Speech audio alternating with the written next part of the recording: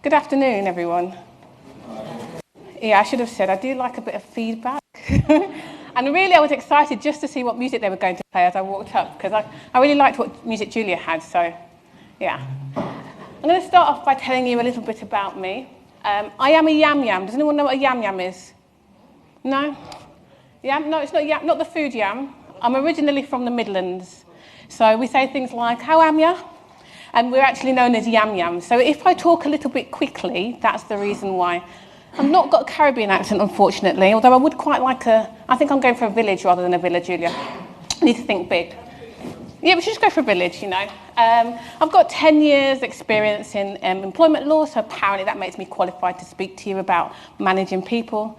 As well as managing people, I've taken on staff of my own, and my business is based in Rochester in Dragon Co-working, so I'm one of the selected few. Thanks, Roland. I have to say that being in Dragon Co-working is absolutely fantastic, even though Roland's there. Just roast him a little bit. No, he's wonderful. And we're currently helping over 100 businesses like yourselves, mostly in the southeast, but we also have some up in the north of the country as well, so we don't discriminate. As an employment law specialist, I have to give a little bit of advice, which is not to follow Simon's advice. Don't go around telling people that they're ugly. It won't work for you, but I may just, if you do decide to do that, I may give you my card so we can sort that out afterwards. So, today we're going to be talking about managing your people. Now, as you grow, you need staff. We've already spoken about the fact that to have a business, ideally, you want the business to run without you being in it. And that, unfortunately, means working with people. So in the entertainment world, they say don't work with children or pets. I just say don't work with people in general. But unfortunately, it is kind of a necessary evil. And I sound really cynical, but actually, I love what I do. So the three things that we're going to focus on today, the three things that I hope that you'll take away, are about how to build and retain a great culture, how to keep that staff retention, because we are going to hear more about hiring staff, and of course, hiring the right people is key, but how do you keep those people with you?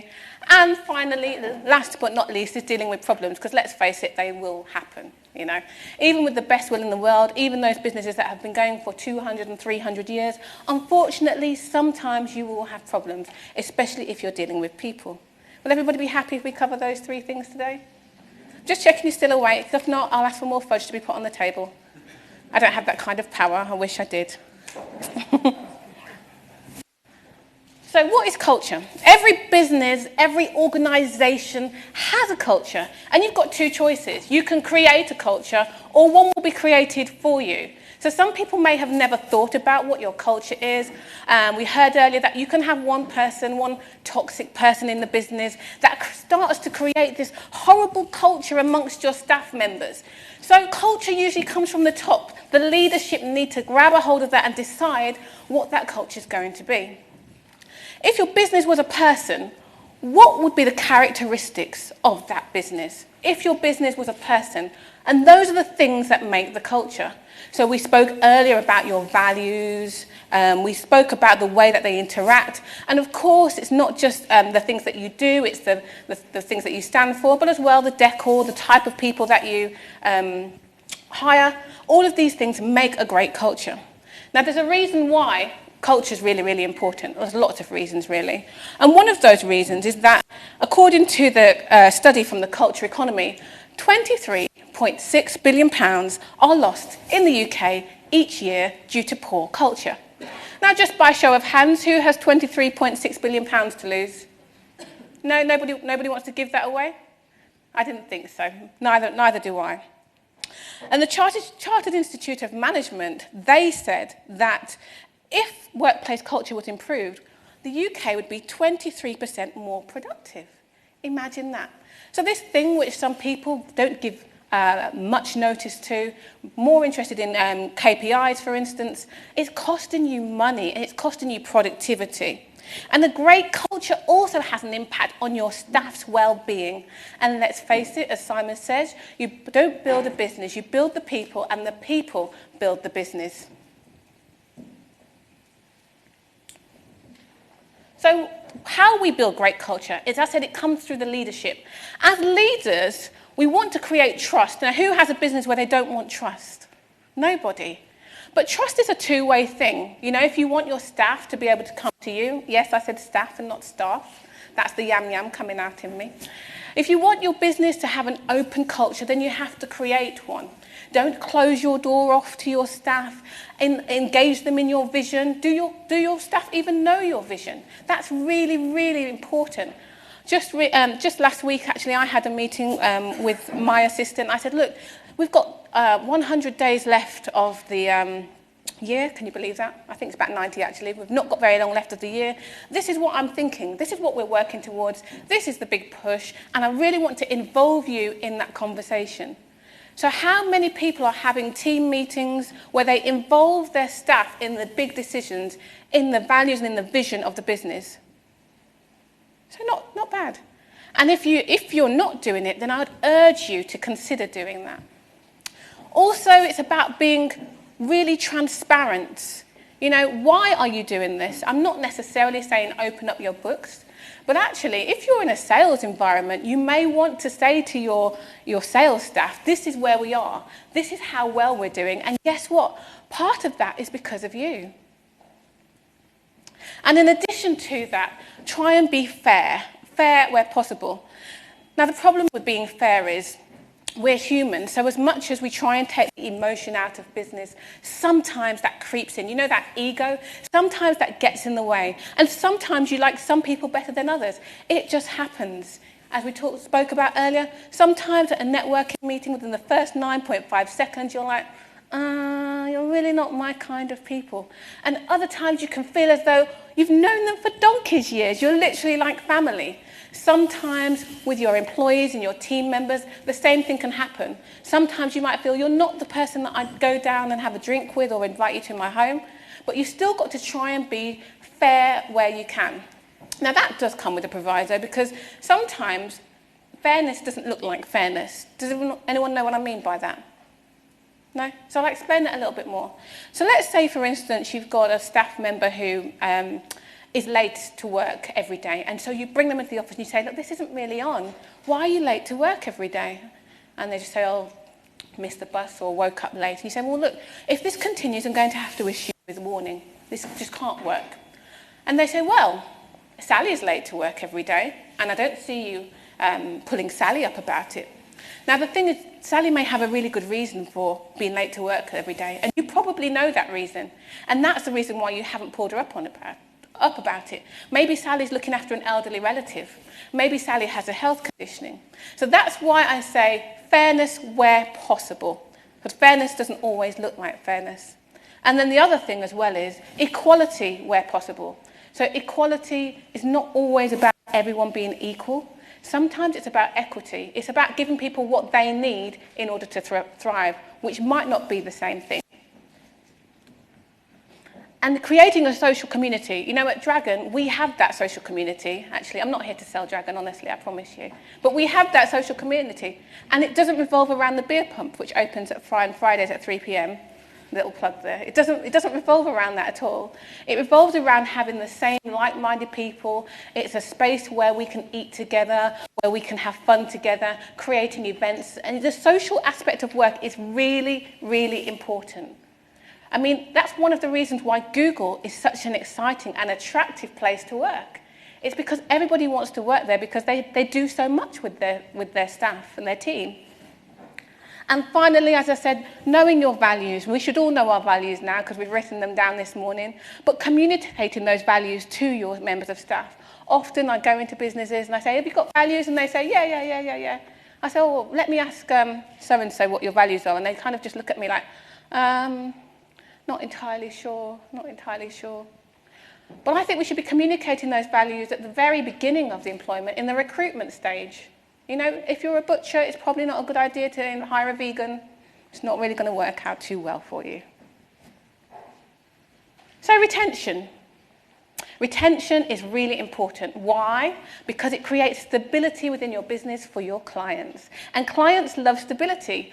You know, there's a thing about when you meet a business and people say, how long have you been going? And I met someone earlier who said their business was 100 and something years old. And I said, well, you look really great.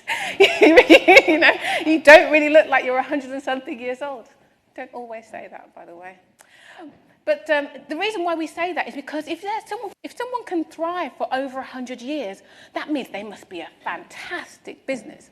They must be amazing. They've gone through challenges, they're consistent, they're brilliant. And if you can say, actually, I've had the same member of staff for a number of years, that sounds brilliant. And it gives your clients a sense of security. But, of course, there will be those people you have to let go. And coming back to Simon's examples earlier about the people in the boat, 3 of them were consistent and 1 of them changed every sort of, was it 3 months? And that's fine as well. That's okay. So to retain staff, everyone thinks you have to pay them more money. And money helps, let's face it. We do need food and people do like attractive salaries. But I think there are 3 things that are, if not more important, as important to retain your staff. The first one is educating your staff. We get bored. We are people that actually, speaking of retention, a long service these days tends to be like 5 years. Have you noticed that? People used to get long service for 20 and 25 years worth of working, but actually what we're finding is that people kind of job hop a little bit. We've got this gig economy even where people don't necessarily want to stay in one place. But one way that you can invest in your staff and let them feel valued is to educate them. So that could be a number of things. It could be sending them on a course. It could be doing some in-house training. It could be sitting with them for a little bit of time. Or it could be doing things like taking them to trade shows or bringing them along to things like this. It doesn't have to be your traditional means of educating. But when you do that, what you're really saying is, I believe in you. And hopefully they take that on board and think, wow, you believe in me. I'm going to do my best for you. The second thing, and this is really obvious, but something that we often forget, is to congratulate your staff. Really congratulate them. Tell them thank you. Give them a card. If you want to do bonuses, that's fine, but really let your staff know that they're appreciated. Because who doesn't like being appreciated? I do. I accept bribes all the time.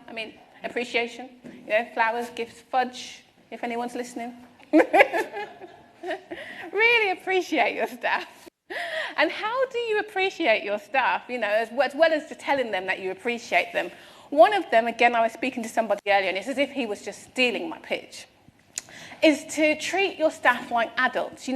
Give them some perks. If you can invoke flexible working, if you can say, actually, you don't have to work 9 till 5 or 8 till 4, so long as you start between 9 and 7, actually, you don't have to ask me about every little thing. People appreciate that, and they know that you appreciate them. Now, of course, that doesn't work in every business. Can you imagine a hospital where a nurse could just work flexibly? And you think to myself, oh, goodness, not getting operated on today. The nurse didn't feel like coming in today. That wouldn't work, would it? But in lots of businesses, it's totally possible. It's totally possible for your staff not to come into work every day. I myself, Lucy, my member of staff, she works from home 2 days a week because I know that she appreciates that. What that means is she hasn't got an hour's journey at least 2 days a week. It means that she can pick her son up from school, drop him off to school, and still actually have a life. And if it doesn't work out, then, we'll deal with it then. As we say, if you can't change the staff, then change the staff, right? So dealing with problems. What we tend to find is if you started your business from the kitchen table on your own or perhaps with a business partner of some sort, everything is hunky-dory. Of course, you've got to deal with lead generation and marketing and cash flow and learning just how to run a business. But on the whole, everything seems to be fairly okay. And then you take on somebody, and often it's somebody you know, and everything's fine. And you take on a couple of more people, and then you get to like 15 members of staff, and oh, something went wrong. Something's not working quite right. That just happens. The dynamic changes as you grow. And you've got 2 choices. You can either say, well, we're going to stay at, let's say, 12 to 14 members of staff, or we're going to push through this. We're going to be the salmon and we're going to go upstream. The important thing is to deal with problems really early and nip them in the bud. Oops, sorry. So I would say, in order to deal with them early, is to communicate and to have your expectations and policies written down somewhere. But not just written down and locked in a cupboard. Have them somewhere where people can access them. Make that part of your induction process either. even, as part of the induction process. Have you seen our policy on, treating everyone fairly, on bullying and harassment, equality and diversity? Do you know what we expect of you? But actually, what do you expect of us? That's really important. Get those things, the groundwork done, the foundations from the very beginning. The second thing is to keep good records. So this is what often happens, is I get calls saying, Jemma, I've got this problem with this member of staff. Every 3 months they do the same thing or something slightly different. It's really irritating. And now they've done this one thing, and they just need to go. It's usually how it goes. That's it now. I've had enough. And I go, right, okay. So when they did all these other things, let's say there's 3 other things, what did you do about it?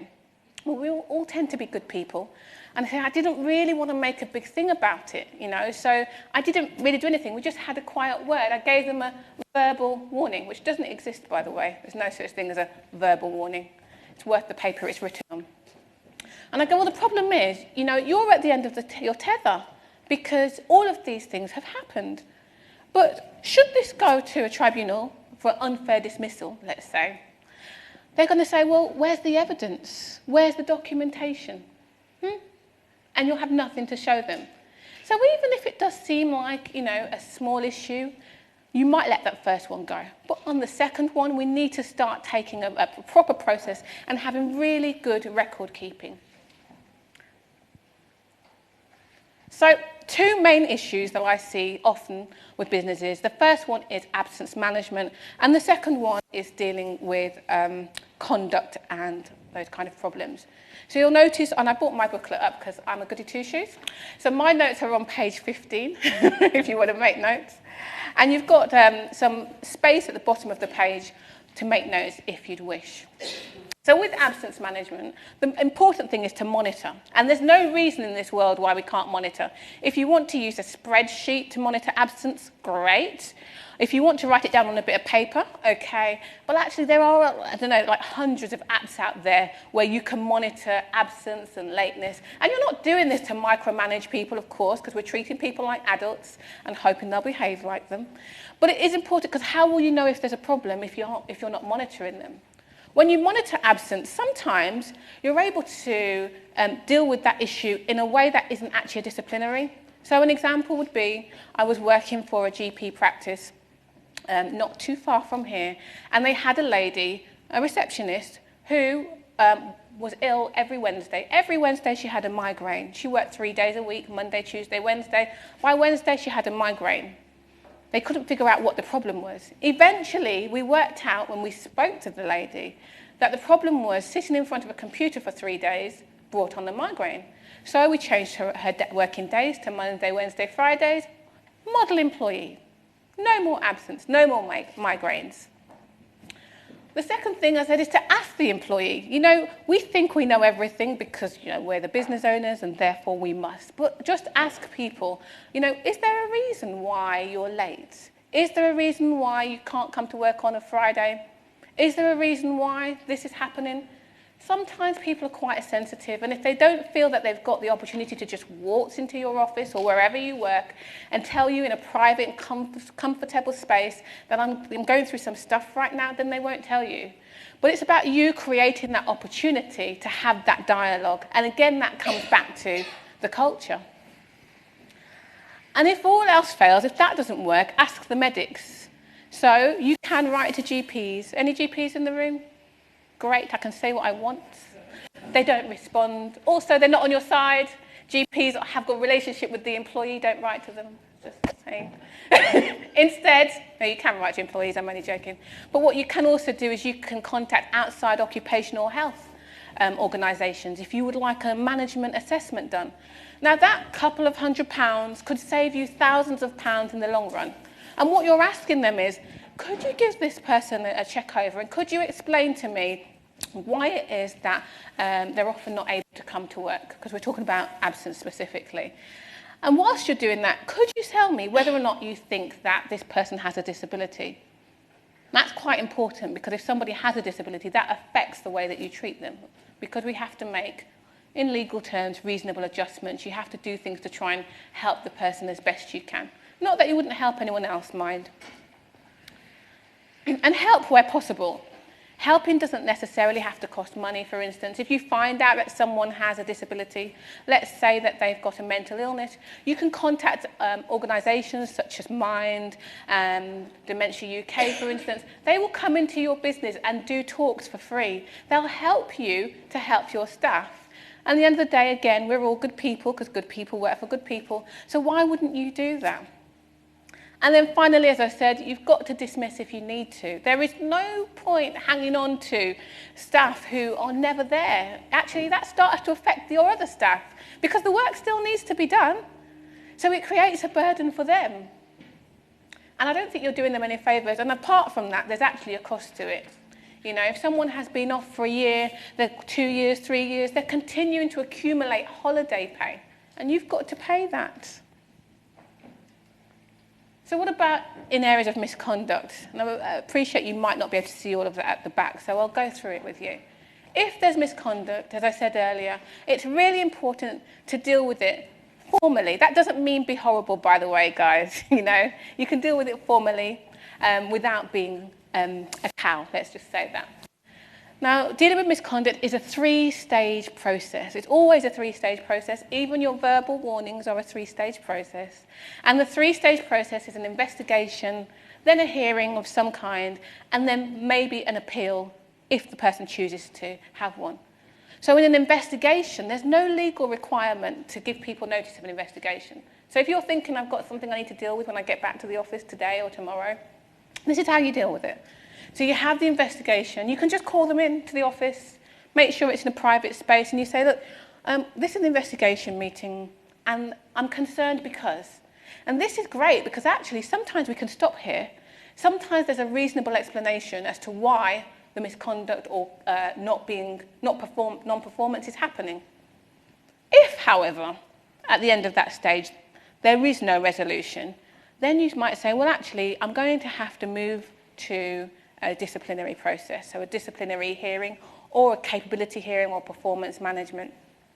Now, what I will say, and this is a bit of relevant law which has changed, is don't automatically suspend people. That used to be old advice, just suspend, get them off your premises, get them away from the rest of your employees, just suspend. And that was okay because suspension in itself wasn't a sanction, they're still getting paid. But recent case law actually says that, you know, there's no smoke without fire. So it's not a neutral act. Once someone's suspended, other people start to wonder where they are, and that causes embarrassment, and just don't do it, essentially. Unless, of course, you think there's some kind of risk, so a risk to your client, a risk to other members of staff, for instance. So we have this disciplinary meeting, and the disciplinary meeting should be taken by somebody else. So if you're in a large organisation, great, you can do that really easily.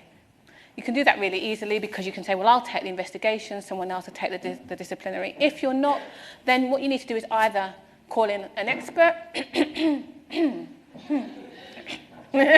or what you could do is call on some other business colleagues, putting myself out of work here. But it doesn't have to be somebody like me. It could be somebody else with adequate knowledge and skill to hold that meeting.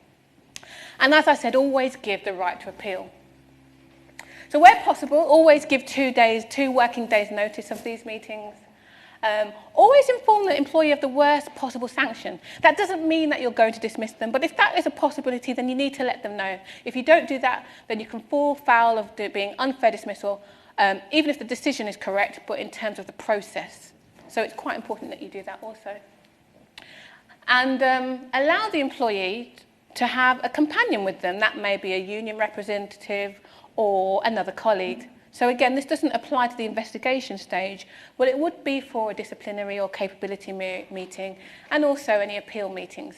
They're not allowed to bring their family, friends, cat, dog, auntie, lawyer, doctor. No, those people are not allowed. Unless you think to yourself, actually, I think what's actually happened here is that you've got a disability and it would be beneficial to you to have somebody with you, in which case you can allow that companion to come in. And make records of each meeting. As I said, the amount of times we get slipped up by records, and I normally just record. Handwritten notes are okay, But at least with recordings, nobody can deny what was said, because you'd be amazed the amount of people that will sign minutes and then when it gets to it say, actually, no, that's not accurate. No, I definitely didn't say that. Or even you did say something, but when you hear it in context, you realise that you were joking. When you hear the audio, someone made a joke as opposed to something which is written in black and white and looks really offensive. Take into account all of the evidence. It's not just your hearing against the employees or your staff. It's also their opportunity to bring evidence and say, well, actually, the reason why is because of this. And take all of that into account. Don't be biased. It's difficult, but don't be biased. And do take into account any previous record or length of service. So it may be that this person needs upskilling. They're in your top right-hand corner. I think it was top right or top left-hand corner of that chart, which Simon showed us earlier. It may be that you can help them in that way. They may need a bit of support. Or actually, as I said, you may just need to change that member of staff. So I hope that's been really helpful for you. If you would like a copy of my slides, then you can literally just copy this thing, can't remember what it's called, this thing into your phone right now, and that will give you access to my slides, and I'll be around later to answer questions.